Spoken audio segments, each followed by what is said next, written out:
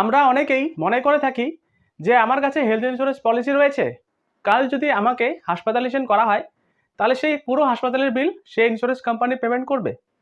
কিন্তু বাস্তবে দেখা যাচ্ছে হাজার হাজার ক্লেম রিজেক্ট হচ্ছে।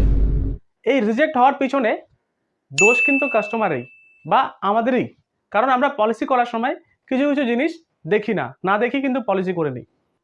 তাই আজকের এই ভিডিওতে আমরা জানবো ক্লেম রিজেক্ট হওয়ার মেইন কারণ কি রয়েছে এবং কি করলে আপনার ক্লেম অ্যাপ্রুভ হবে, আর ইন্স্যুরেন্স নেওয়ার আগে কোন কোন বিষয়গুলো আপনাকে অতি অবশ্যই চেক করতে হবে। চলুন শুরু করা যাক। নাম্বার 1 পয়েন্ট হলো প্রি এক্সিস্টিং ডিজিজ হাইড করা বা না বলা। আমরা অনেক সময় হেলথ ইন্স্যুরেন্স পলিসি করার সময় এই কমন মিস্টেকটি কিন্তু করে থাকি। আমরা পলিসি করার সময় পুরনো কোনো ডিজিজ যদি আমার থেকে থাকে, হতে পারে ডায়াবেটিস রয়েছে, হতে পারে হাই বিপি রয়েছে, থাইরয়েড প্রবলেম রয়েছে বা হার্ট প্রবলেম রয়েছে, এইগুলো যদি আমাদের কাছে থেকে থাকে তাহলে কিন্তু আমাদেরকে অতি অবশ্যই কোম্পানিকে মেনশন করতে হতো, কিন্তু আমরা মেনশন করতে ভুলে গেছি বা কেউ আমাদেরকে বলেছে যে সেগুলো মেনশন করতে হবে না। এই যে আপনি ডিজিজগুলো মেনশন করছেন না, এই মেনশন না করার ফলে যখন কোনো একটি ক্লেম হয় তো সেই সময় insurance company medical history verify করে, আর যদি ইনফরমেশন মিসম্যাচ হয় তাহলে সরাসরি আপনার ক্লেমটি কিন্তু রিজেক্ট করে দিতে পারে।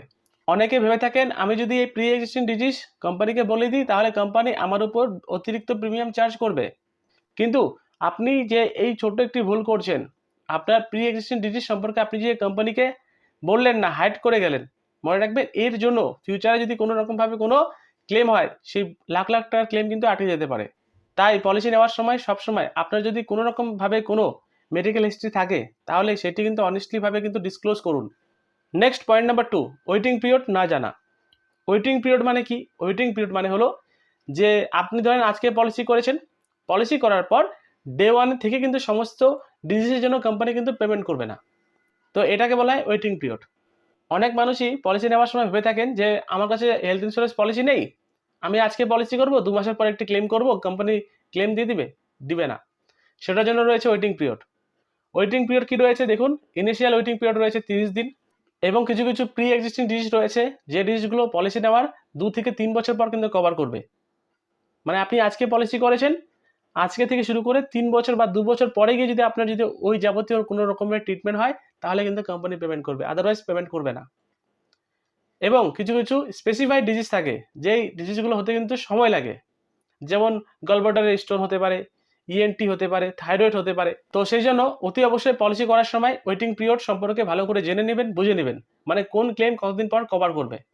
আপনি যদি না বুঝে শুনে পলিসি করে নেন এবং 2 মাস পর যদি আপনি ক্লেম করতে যান তাহলে কোম্পানি কিন্তু আপনার ক্লেমটি হোল্ড করতে পারে বা রিজেক্ট করতে পারে। তাই পলিসি করার সময় অতি অবশ্যই ওয়েটিং পিরিয়ড সম্পর্কে জেনে নেবেন। নেক্সট পয়েন্ট দেখুন, পয়েন্ট নাম্বার 3, নন মেডিকেল আইটেম এক্সপেন্সেস। নন মেডিকেল আইটেম মানে কি? অনেক সময় মানুষ ভাবে যে আমার একটি হেলথ ইন্স্যুরেন্স পলিসি রয়েছে তার মানে পুরো ক্লেমের টাকা কিন্তু কোম্পানি পেমেন্ট করবে, এটা কিন্তু বাস্তবে হয় না। এই নন মেডিকেল আইটেম কভারেজ কি? যেমন গ্লোভস হয়ে গেল, রেজিস্ট্রেশন চার্জ, ফুড বিল, পার্সোনাল আইটেম, এই সমস্ত রকমের যে আইটেমগুলো রয়েছে এগুলোকে বলা হয় নন মেডিকেল এক্সপেন্সেস। মনে রাখবেন এই নন মেডিকেল আইটেমস বেশিরভাগ কোম্পানির পলিসিতে কিন্তু কভার থাকে না। তাই আপনার যদি ক্লেম হয়ে থাকে ধরেন 1 লক্ষ টাকা, হতে পারে 10 থেকে 15,000 টাকা আপনাকে দিতে হবে।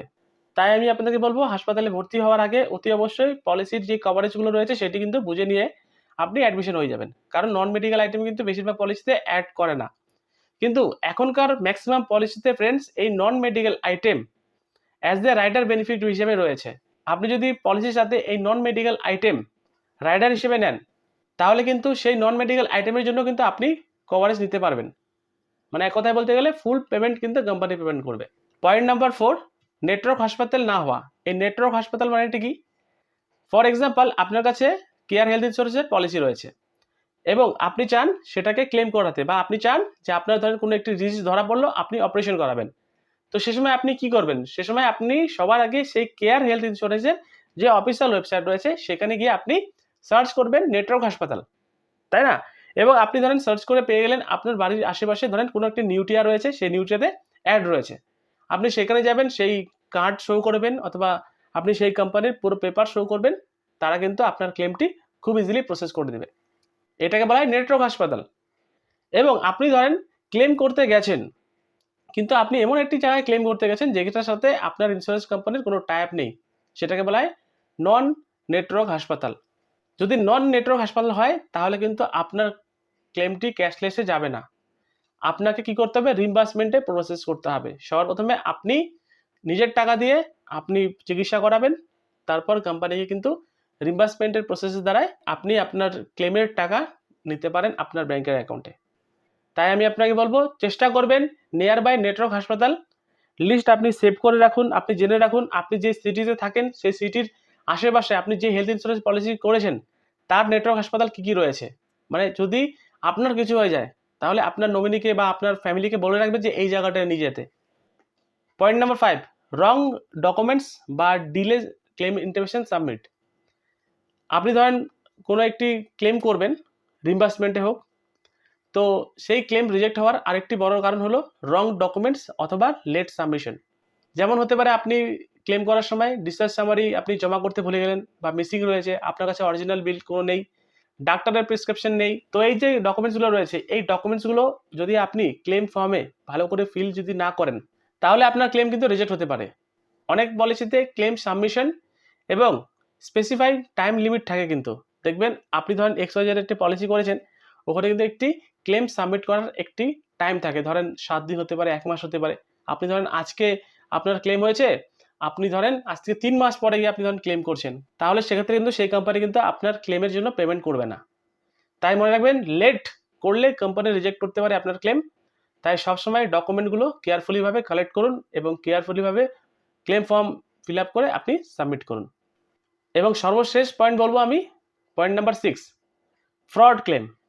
কিছু মানুষ ফেক হসপিটালাইজেশন বা ফেক বিল দিয়ে কিন্তু ক্লেম করার চেষ্টা করেন। আজকাল ইন্স্যুরেন্স কোম্পানি AI দ্বারা ইনভেস্টিগেশন করে এবং হাসপাতাল ভেরিফিকেশন ব্যবহার করে। ফ্রড ধরা পড়লে আপনার ক্লেম কিন্তু রিজেক্ট হবে এবং আপনার পলিসিও ক্যান্সেল হতে পারে এবং ফিউচারে কিন্তু আপনাকে ব্ল্যাকলিস্ট পর্যন্ত হতে পারে। আপনি কিন্তু কোনো জায়গা থেকে কোনো পলিসি পাবেন না। তাই কখনো ফেক ডকুমেন্ট ব্যবহার করবেন না। তো মূলত আমি আপনাদেরকে এই 6টি পয়েন্ট নিয়ে আলোচনা করলাম। 6টি পয়েন্টের মধ্যে ছিল point number 1, pre existing disease যদি আপনার থেকে থাকে অতি অবশ্যই মেনশন করবেন। ওয়েটিং পিরিয়ড সম্পর্কে আপনাকে জানতে হবে কোন কোন ডিজিজ কতদিন পর কভার করবে। নন মেডিকেল আইটেম এক্সপেন্স সেটা সম্পর্কে আপনাকে নলেজ রাখতে হবে কোন কোন জিনিস নন মেডিকেল আইটেমের মধ্যে পড়ে। নেটওয়ার্ক হাসপাতালে না যাওয়া, আপনাকে সবসময় কিন্তু আপনার বাড়ির পাশে যে নেটওয়ার্ক হাসপাতাল রয়েছে সেগুলোর লিস্ট আপনি সেভ রাখতে পারেন, আপনার এমার্জেন্সিতে অনেক কাজে লাগবে। রং ডকুমেন্ট সাবমিট করা এবং ফ্রড ক্লেম থেকে সতর্কতা থাকবেন। এবারে চলে আসি যে how to avoid claim rejection. কি করলে আপনার ক্লেমটি রিজেকশন হবে না। নাম্বার 1, দেখুন আপনার যদি কোনো রকমভাবে কোনো প্রি এক্সিস্টিং ডিজিজ থাকে তাহলে অতি অবশ্যই মেনশন করুন।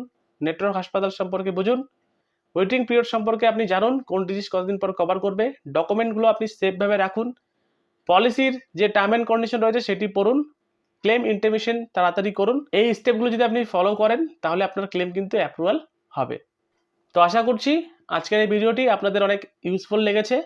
ভিডিওটি শেয়ার করুন যাতে আরও মানুষ ইন্স্যুরেন্স ক্লেম রিজেকশন থেকে বাঁচতে পারে। এবং আপনার যদি হেলথ ইন্স্যুরেন্স পলিসি থেকে থাকে তাহলে অতি অবশ্যই কমেন্টে লিখবেন ইয়েস অর নো।